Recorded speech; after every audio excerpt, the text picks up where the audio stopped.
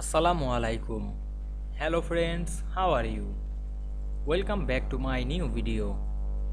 In this video, I am going to show you how to insert function equation in Microsoft Word. Let's get started. Firstly, we have to open our document. Now we want to insert function equation in this document. Go to the insert menu. Then go to the equation drop down menu and click insert new equation. Then we can see we inserted a blank equation box. Then we click the box and go to the design menu.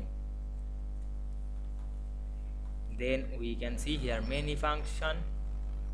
Now we select the function drop down menu. Then you can use any function. Now I select the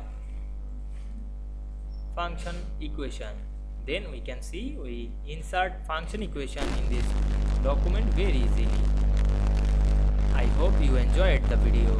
Please like, comment, share and subscribe my channel. Thanks for watching.